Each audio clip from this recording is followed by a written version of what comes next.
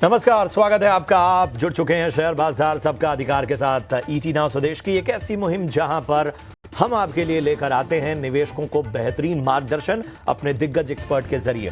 इसलिए शेयर बाजार से जुड़ा आपका बेसिक से बेसिक सवाल भी हो तो वो भी हमसे आप पूछ सकते हैं। स्टॉक रिलेटेड क्वेरीज तो आप हम तक पहुंचा ही सकते हैं, लेकिन यहां सवाल पूछने का तरीका थोड़ा अलग है। आपके स्क्रीन पर एक क्यूआर कोड हम लगातार फ्लैश करेंगे। इस क्यूआर कोड को स्कैन करते ही आप हमसे व्हाट्सएप के जरिए जुड़ जाएंगे। अपना सवाल पहले व्हाट्सएप कीजिए और हम आपको कांटेक्ट करेंगे आपके इस नंबर पे। जी हाँ, तो अपने सवाल हम तक पहुंचाइए और जो सवाल हमें पहले आ चुके हैं उनके जवाब हम पहले देंगे। तो सबसे पहले आफ्ताब अहमद को अपने साथ जोड़ते हैं, जो कि हमारे साथ इस वक्त फोन लाइन पर बने हुए हैं। आफ्ताब, गुड मॉर्निंग, बताइए कहां से बात कर रहे हैं? Good morning sir. सर मैं बात कर रहा हूँ छिंदवाड़ा मध्य प्रदेश से। जी बताइए, किस तरह से मदद की जाए? कौन सा स्टॉक आपने लिया है, किस भाव पे लिया है? सर एनएमडीसी स्टील लिया था 60 रुपए पे 350 शेयर। अच्छा, 60 रुपए पे 350 शेयर इनके पास हैं। ये गलत है चार्ट, आपको बता दें। इन्होंने 60 रुपए में खरीदा है और 350 शेयर इनके पास है। हमें ये बताइए कि नजरिया आप क्या लेकर चल रहे हैं, शॉर्ट टर्म का या लॉन्ग टर्म का? सर लॉन्ग टर्म का। लॉन्ग टर्म का नजरिया। सचिन, मैं आपके पास आऊंगा। 60 रुपए की इनकी खरीदारी है, इनके भाव से नीचे है ये स्टॉक का, और 350 शेयर एनएमडीसी स्टील के इन्होंने लिए हुए हैं। आज हम देख रहे हैं कि एक का मोमेंटम तो स्टॉक ने पकड़ा है। पिछले 5 ट्रेडिंग सेशन में भी हमने देखा कि एनएमडीसी स्टील में लगभग 3% का उछाल देखने को मिला, लेकिन बहुत बड़ा एक्शन जो है वो खास तौर पे पिछले 1 महीने में नजर नहीं आया है। तो ऐसे में 60 रुपए की खरीदारी को अगर हम ध्यान में रखें तो क्या राय बन रही है? मुझे लगता है कि यहाँ पर स्टॉक के अंदर जो है ना एक बॉटम फॉर्म होता हुआ नजर आया है करीब 42 43 के आसपास में, और उन लेवल्स के आसपास से एक टर्न अराउंड स्टॉक के अंदर बनता हुआ दिखा है। हालांकि नो डाउट पिछले अगर हम ट्रेंड की बात करें यहाँ पे तो कंटिन्यूसली यहाँ पे वीकनेस हमें देखने को मिली है, बट जिस तरीके से ये अभी फॉर्म यहाँ पे बनते हुए दिख रहे हैं, मुझे लग रहा है कि एक बार राउंडिंग बॉटम टाइप्स के फॉर्मेशन बन सकते हैं स्टॉक के अंदर। सो पॉसिबली अपसाइड मोमेंटम्स जो है वो यहाँ पे करीब 55 और 52 55 की रेंज तक हमें देखने को मिल सकता है। मुझे लगता है ऑलरेडी 60 के लेवल से पोजीशंस हैं, ये अच्छे लेवल्स हैं। अगर ये और एड ऑन करना चाहें पोजीशंस को तो यहाँ पर एक अच्छे एवरेज निकल के आ सकते हैं। तो करंट मार्केट प्राइस के आसपास से भी अगर ये चाहें तो पोजीशंस में और फ्रेश पोजीशंस ले सकते हैं, सो दैट एक अच्छे लेवल्स यहाँ पर मिल सके, एक अच्छे एवरेज बन सके स्टॉक के अंदर। और करीब 50 टू 55 की रेंज अगर इनको मिलती है स्टॉक के अंदर तो फिर वहां पर एक बार प्रॉफिट बुक करके चला जा सकता है। ओके, ऑलराइट, चलिए तो यहाँ पर एनएमडीसी में ये सलाह दी जा रही है और इस बीच हमारे साथ जुड़ गई हैं एंजल वन की स्नेहा सेठ। स्नेहा, आपका स्वागत है। स्नेहा, एमटीएनएल पर हमारे एक दर्शक रवि ने सवाल पूछा है यूट्यूब पर। मुझे नहीं पता कि इन्होंने खरीदारी कर रखी है या नहीं, बट ये बस जानना चाहते हैं कि एमटीएनएल के बारे में कुछ बताइएगा। तो उस लिहाज से भी बताइएगा, अगर किसी को फ्रेश बाइंग करनी है क्या वो रिकमेंडेड है, और अगर है तो किन लेवल्स पर? अगर आप देखें तो स्टॉक ने काफी अच्छा करेक्शन दे दिया, नियरली 100 के आसपास ही काउंटर ट्रेड कर रहा था जुलाई मंथ में, और वहां से हमने प्रॉफिट टेकिंग देखी है। अब नियरली 48, एक half of the price what it was trading. तो ओवरऑल अगर आप देखें तो एक अच्छा बेस फॉर्मेशन जरूर दिख रहा है अराउंड 41 42 के आसपास। तो अगर किसी को लॉन्ग करना है इस काउंटर में तो आई थिंक दिक्कत की बात नहीं होनी चाहिए। होल्ड लाइक आप लॉन्ग कर सकते हैं, एक स्टॉप लॉस अराउंड 42 का मेंटेन करके यहाँ पे लॉन्ग कर सकते हैं। और यहाँ पे एक मोमेंटम आने के लिए इट इज वेरी इंपॉर्टेंट कि अपसाइड में अगर ये 52 51 ये लेवल्स क्रॉस करता है तो इसमें एक अच्छा मोमेंटम आने के चांसेस है। नहीं तो थोड़ा कंसोलिडेट होकर अगर डिप्स मिलता है तो वहां पे लॉन्ग करेंगे तो बेटर रहेगा with a strict stop loss of 42। ठीक है, तो यहाँ पर आपको एक अहम रणनीति के तहत आगे बढ़ना है। अगले हमारे दर्शक अमित कुमार यादव साहब जुड़ चुके हैं। अमित, गुड मॉर्निंग, कहाँ से बात कर रहे हैं? सर गुड मॉर्निंग सर मैं यूपी मेरठ से बात कर रहा हूँ सर। अरे वाह वाह, मेरठ चलिए, बड़ा ही खूबसूरत शहर, और मेरठ से मेरा भी बड़ा खास लगाव है, मेरी ससुराल है मेरठ। तो मेरठ से ये बताइए अमित जी, क्या मदद की जाए? आप तो स्पेशल हमारे कॉलर हैं, बताइए कौन सा स्टॉक आपने लिया हुआ है? सर मेरे पास हुडको के हैं 3000 शेयर 247 के रेट पर। हुडको के 3000 शेयर 247 सर। ठीक और है। आईआरएफसी है सर मेरे पास 160 के रेट पर 2500 शेयर सर। चलिए, बहुत बढ़िया। चलिए, दोनों ही क्वालिटी स्टॉक्स ही हैं और हाल फिलहाल हमने आईआरएफसी और हुडको में तो अच्छा मोमेंटम भी देखा है। हालांकि आपके भाव से जो है वो नीचे है फिलहाल स्टॉक, लेकिन ज़्यादा दूरी नहीं है। स्नेहा, मैं आपके पास ही आना चाहूँगा। हुडको जो है इन्होंने 247 के भाव पे ख़रीदा है और आज देखिए हुडको में अच्छी तेज़ी हमें देखने को मिल रही है और पिछले 5 ट्रेडिंग सेशन में अगर हम हुडको में देखें तो लगभग 15% से ज़्यादा की जो है वो रिटर्न यहाँ पर देखने को मिला है। IRFC में भी, मैं न सिर्फ IRFC बल्कि पूरे रेलवे स्पेस में भी हमने अच्छी तेज़ी देखी है। IRFC भी आज भी लगभग 2.25% ऊपर है इस मार्केट में और लगभग 8% पिछले 5 ट्रेडिंग सेशन में ये रैली दिखा चुका है। बताइए क्या रणनीति रखी जाए दोनों स्टॉक पे? इनका खरीद थोड़ा ऊपर है, 247 हुडको और 160 के भाव पे IRFC। अगर आप देखें दोनों भी काउंटर यस उनके ऊपर के भाव के हैं, बट ओवरऑल अगर आप देखें चार्ट स्ट्रक्चर स्पेसिफिकली हुडको की अगर हम बात करें तो एक अच्छा प्रॉफिट टेकिंग हुआ है, एक अच्छा बेस फॉर्मेशन हो रहा है अराउंड 197 195 जोन के आसपास। और आज की जो रिकवरी है, आज की जो मूव है उसमें वॉल्यूम्स भी डिसेंट है। मेरा मानना है करके कि यहाँ पर एक रेजिस्टेंस जरूर था अराउंड 232 के आसपास, जो कि काउंटर ने सरपास किया, इनफैक्ट उसके ऊपर ट्रेड कर रहा है अभी के लिए। तो मेरा मानना है करके कि यहाँ से अपसाइड की मोमेंटम कंटिन्यू हो सकती है, तो होल्ड करने में कोई दिक्कत की बात नहीं है। यहाँ से 254 252 ये लेवल्स निकालने पर ही काउंटर में काफी अच्छी मोमेंटम आने के चांसेस है। तो आई थिंक पहला टारगेट रहेगा अराउंड 254 का। अगर इसके मूव क्रॉस होता है, इसके ऊपर की स्टॉक में मूव आती है, तो पॉसिबिलिटी है करके 295 297 के भी लेवल्स देखने को मिल सकते हैं। तो रिस्क रिवॉर्ड के हिसाब से भी काफी अच्छा काउंटर है। अगर किसी को फ्रेश ट्रेड भी लेना है तो वो भी सोचा जा सकता है। दूसरा काउंटर जो आपने बताया IRFC में अगर आप देखें तो यहाँ पर भी एक थोड़े दिनों से एक बाइंग इंटरेस्ट बन रहा है। अपसाइड में एक रेजिस्टेंस है अराउंड 160 161 के आसपास। अगर ये काउंटर सरपास करता है तो यहाँ पे भी बहुत अच्छी मोमेंटम आने के चांसेस है। तो आई बिलीव किसी की अगर लॉन्ग्स है तो होल्ड करने की दिक्कत नहीं है। आप एक स्टिक स्टॉप लॉस अराउंड 141 का मेंटेन करके इसमें लॉन्ग में बने रह सकते हैं। अपसाइड में जैसे कि मैंने आपको बताया जो रेजिस्टेंस लेवल है 160 161 के आसपास, ये सरपास होता है तो स्टॉक में काफी अच्छी मूव आ जाएगी। 180 184 तक के लेवल देखने को मिल सकते हैं। चलिए, तो यहाँ पर आपको दोनों ही काउंटर्स पे सलाह मिलती हुई हुडको में आपको होल्ड करने की सलाह दी जा रही है। आगे बढ़ते हैं और राहुल जोशी हमारे साथ दिल्ली से फोन लाइन पे जुड़े हुए हैं। सर नमस्कार, क्या हालचाल? हाँ जी, good morning ma'am, how are you? मैं बिल्कुल ठीक, आप बताएं क्या हालचाल? क्या है वहाँ पे हाल पोल्यूशन के? बहुत तकलीफ हो रही है, ठंड भी बढ़ गई है? नहीं, आज तो अच्छा दिन है। आज तो सन है बाहर। अच्छा। काफी पोल्यूशन थोड़ा सा कम है आज। It's a good bright sunny day. चलिए, ख्याल रखिए अपना, अपने परिवार का। बताइएगा किस स्टॉक में खरीदारी कर रखी है? मैम मेरे पास GMR एयरपोर्ट्स है, तो मेरे पास है 35,000 शेयर्स। ओके। 90 के रेट पे। ओके। पिछले 1-1.5 महीने से मैं उसमें ट्रैप्ड हूँ।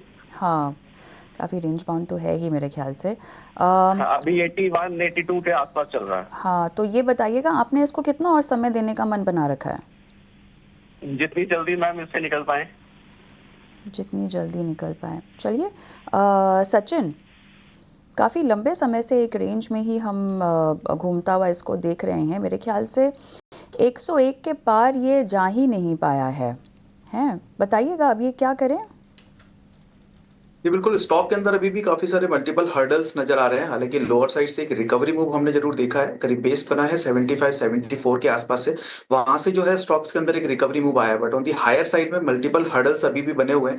85 का एक इंपॉर्टेंट लेवल अभी एट प्रेजेंट चार्ट्स पर नजर आ रहा है। मुझे लग रहा है 85 के लेवल्स अगर सरपास होते हैं इसमें, तो करीब 88 और 90 तक के लिए जो है स्टॉक के अंदर ये मूवमेंट कंटिन्यू हो सकता है। 90 के अराउंड दैट लेवल्स वापस से एक रेजिस्टेंस जोन यहाँ पर जो है वो बना हुआ है, और अगर वो भी लेवल्स ब्रेक होते हैं then only we can expect near around 95 96 तक के लेवल्स हम देख सकते हैं। बट करेंट मार्केट प्राइस चूंकि अराउंड 82 के आसपास में एट प्रेजेंट स्टॉक जो है वो मूव करता हुआ दिखाई दे रहा है। लेकिन वॉल्यूम्स अगर हम देखें तो कुछ फेवरेबल वॉल्यूम्स जो है वो पिछले 2 से 3 ट्रेडिंग सेशन से हमें देखने को मिले नहीं है।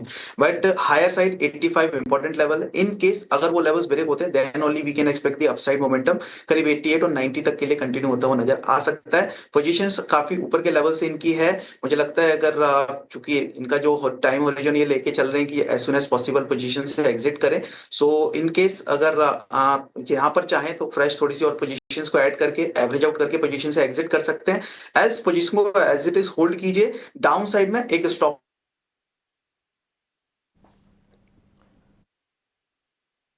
तो ये है नज़रिया इस वक्त आता हुआ। कुछ तकनीकी दिक्कत है जिसकी वजह से फ्रेम जो है वो सचिन का फ्रीज हो गया, इसे हम ठीक करेंगे। लेकिन बढ़ते हैं आगे। प्रीतम हमारे अगले दर्शक हैं, उनको चर्चा में शामिल करते हैं। प्रीतम नमस्कार, कहाँ से बात कर रहे हैं? नमस्कार सर, मैं नागपुर से बात कर रहा हूँ। चलिए प्रीतम, हमें बताइए किस स्टॉक पे आपका सवाल है? सर मैं शेयर मार्केट में अभी भी एंट्री की है मैंने। मेरे पास जोमेटो के 100 शेयर है 162 के भाव से। मेरा नजरिया है 1 साल के लिए।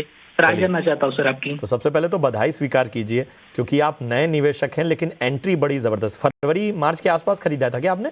जी जी जी। चलिए, तो बहुत अच्छे स्टॉक में और बहुत ही टाइमली आपने इस स्टॉक में एंट्री की। और हाल फिलहाल जो हमने पिछले 5 ट्रेडिंग सेशन में इसमें ज़बरदस्त रैली देखी, उसका भी फ़ायदा आपको मिला है। और जाहिर सी बात है, वोलेटाइल मार्केट में भी आपको रिवॉर्ड मिला है क्योंकि आपकी ख़रीद बहुत अच्छी है और पेशेंस अभी भी है आपके पास। आप 1 साल और रुक सकते हैं। स्नेहा, जोमेटो क्या राय बन रही है? 1 साल और रुक सकते हैं, 160 की इनकी बाइंग है। अगर आप देखें तो इस मार्केट में एक अच्छे चार्ट स्ट्रक्चर जो है उसमें से एक जोमेटो का भी नाम है। और आई थिंक उन्होंने ऑलरेडी बाइंग, उनके लेवल्स काफी अच्छे हैं और होल्ड करने में कोई दिक्कत की बात नहीं होनी चाहिए। कंटिन्यूसली 20 डेमा के ऊपर भी चल रहा है ऑन द डेली चार्ट। एक रेजिस्टेंस जरूर है ऑन दी हायर साइड, जो कि उसका हाइज है, दैट इज अराउंड 298 297। वहां तक जाने की पॉसिबिलिटी और जिस तरह की ओवरऑल चार्ट स्ट्रक्चर है, इसको सरपास होने के भी चांसेस है। तो आई थिंक होल्ड करने में कोई दिक्कत की बात नहीं। अगर आप 1 ईयर का टाइम होराइजन है आपका, तो दिक्कत की बात होनी नहीं चाहिए। स्टॉप लॉस अगर जब तक ये काउंटर एटलीस्ट 250 के ऊपर ट्रेड कर रहा है, होल्ड किया जा सकता है, कोई दिक्कत नहीं है। यहाँ पे दी जा रही है। लखनऊ से जय वर्मा मेरे साथ फोन लाइन पर हैं। जय, good morning. Good morning ma'am. कैसे हैं? अच्छे हैं मैम, आप बताएं। बिल्कुल ठीक। बताइएगा, आपने किस स्टॉक में खरीदारी कर रखी है, किस भाव पर? जी, मेरा ओलेक्ट्रा ग्रीन टेक है, 15 शेयर है 600 के रेट पर। और संवर्धना मदरसन है 133 शेयर, वो है 67 रुपीज पर। 67 पे, ठीक है। इसमें आपको कब तक और रुकना है? कोई टारगेट नहीं है, एटलीस्ट 10 ईयर्स का तो मेरा प्लान है। इतना लंबा निवेश। चलिए बताते हैं। विनोद, क्या सलाह होगी? सचिन, माफ कीजिएगा, सचिन।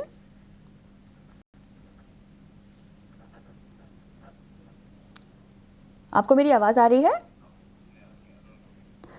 चलिए स्नेहा, आप बता सकती हैं। संवर्धना मदरसन में इन्होंने खरीदारी कर रखी है, इनकी बाइंग प्राइस 70 है, बता रहे हैं। अगर आप ये काउंटर देखें तो यहाँ पर थोड़ा कंसोलिडेशन दिख रहा है। एक अच्छे करेक्शन के बाद काउंटर नियरली एक 200 simple moving average on the daily chart वहां पे कंसोलिडेट कर रहा है। अभी तक इसमें एक डायरेक्शनल मूव थोड़ा सा डिफिकल्ट है बताना, बट मेरे ख्याल से एक सपोर्ट जोन के पास ट्रेड कर रहा है। किसी के लॉन्ग्स हैं तो आई वुड से करके कि 158 157 का एक स्ट्रिक्ट स्टॉप लॉस लगा के बने रहे। अगर इसके नीचे जाता है तो एग्जिट करने की राय होगी। अपसाइड में यहाँ पे एक मोमेंटम आने के लिए इट इज वेरी इंपॉर्टेंट कि स्टॉक 170 172 क्रॉस करे। अगर ये क्रॉस होता है तब आप देखेंगे करके कि एक अच्छी मूव पॉसिबल है। अदरवाइज थोड़ा कंसोलिडेशन प्लस थोड़ा सा सेलिंग प्रेशर रह सकता है इस काउंटर में। अगली कॉलर जुड़ चुकी हैं, एकता सिंह। एकता जी नमस्कार, कहां से बात कर रही हैं? नमस्ते, मैं चंडीगढ़ से बात कर रही हूँ। बताइए, चंडीगढ़ का मौसम कैसा है अभी? ठंडा। प्यारा शहर है चंडीगढ़ और वाकई वहाँ की ठंड और ये मौसम भी अलग ही वहाँ का फ्लेवर लाता है। हमें बताइए किस तरह से मदद की जाए आपकी, किस स्टॉक पे आपने खरीदारी की है? एक्चुअली मैंने HAL के 34 स्टॉक्स खरीदे थे 5188 के प्राइस से।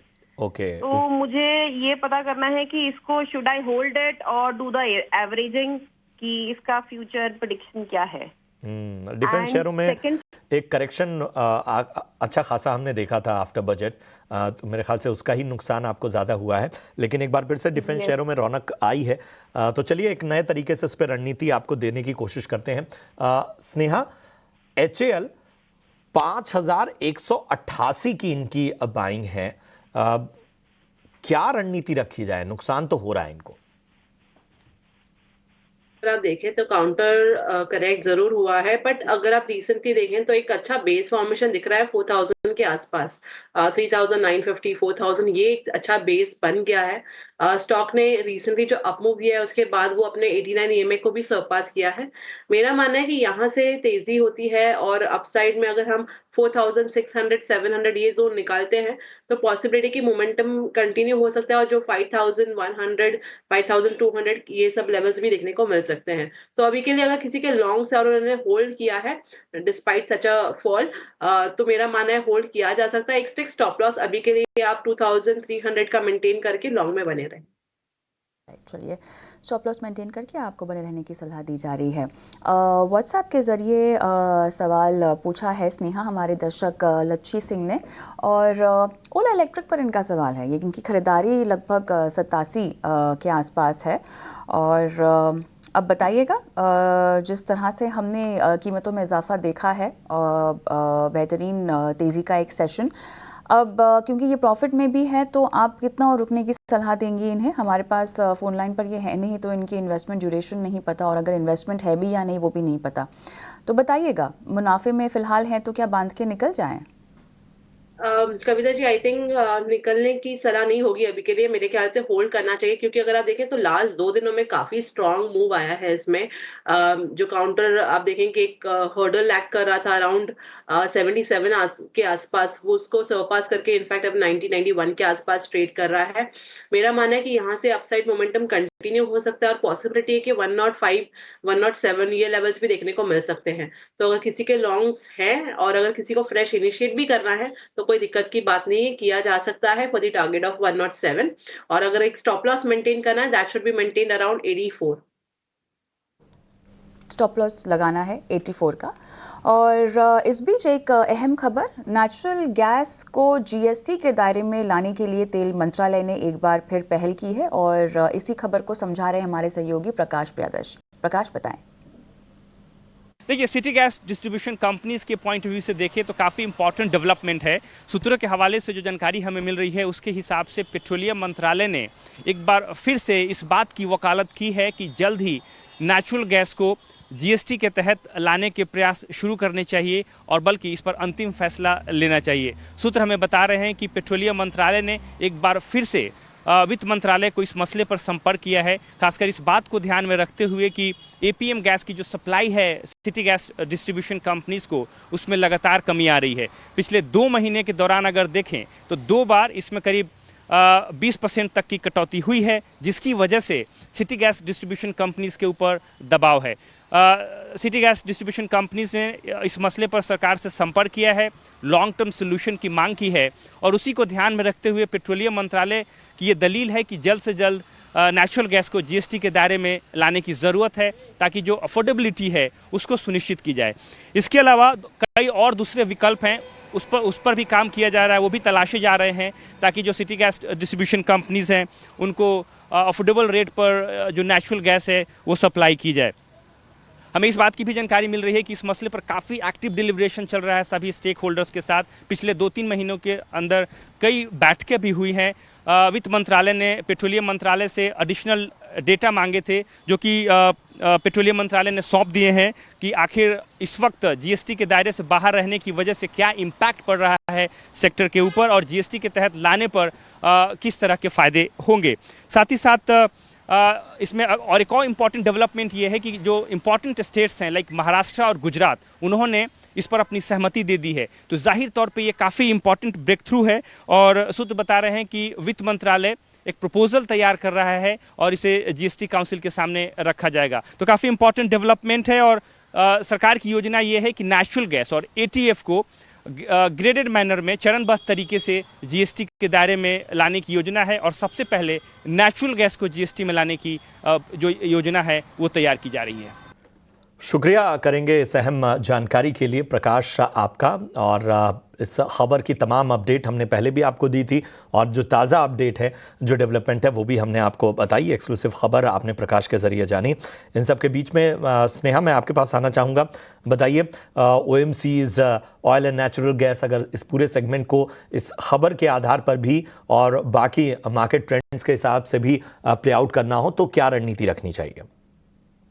अभी के लिए देखा जाए तो ये स्पेस में थोड़ा सा सैचुरेशन है, और अभी के लिए अभी तक ऐसा नहीं है करके कि कुछ बॉटम आउट हो गया, बट यस एक काउंटर जो मुझे काफी अच्छे लग रहे हैं स्पेस से, दैट इज ONGC। काफी अच्छा करेक्शन आ गया है। अगर आप देखें इसके वीकली चार्ट पे कंटिन्यूसली स्टॉक ने 89 EMA के आसपास रिस्पेक्ट किया है और वहां से ही थोड़ी सी पुल बैक मूव देखने को मिल रही है। तो ये स्पेस से अगर एक काउंटर जो चुनना हो तो मेरे लिए ONGC है। यहाँ पे मेरा मानना है कि अच्छा मूव आता है अबाउट 260, तो ये काफी अच्छा बाय काउंटर रह जाएगा और इसमें फ्रेश लॉन्ग बना जा सकता है, but it's a conditional buy. एक 260 का लेवल अपसाइड में वॉच करना है, उसके ऊपर जाता है तो बाय करना है। अपसाइड में जो पोटेंशियल टारगेट रहेगा 275 का रहेगा पहला, और जो स्टॉप लॉस मेंटेन करना रहेगा दैट विल बी अराउंड 247। चलिए, तो 247 के स्टॉप लॉस के साथ आपको ONGC में जो है वो रणनीति आगे लेकर जानी होगी। बहुत बहुत शुक्रिया करेंगे स्नेहा आपका, लेकिन जाने से पहले अपना डिस्क्लोजर देती जाए। प्रशांत जी, जो भी हमने काउंटर्स डिस्कस किए ये सारे काउंटर्स मे बी हमारे क्लाइंट्स के पास हो सकते हैं, हमने रिकमेंड किए होंगे, बट मेरे पास एज अ पर्सनली कोई ट्रेड्स नहीं है, कोई भी काउंटर्स नहीं है। शुक्रिया करेंगे स्नेहा आपका हमसे जुड़ने के लिए एक बार फिर से, और निवेशकों का मार्गदर्शन किया उसके लिए भी बहुत बहुत धन्यवाद। तो शेयर बाजार सबका अधिकार में मेरे साथ और मेरी सहयोगी कविता के साथ इतना ही, लेकिन ब्रेक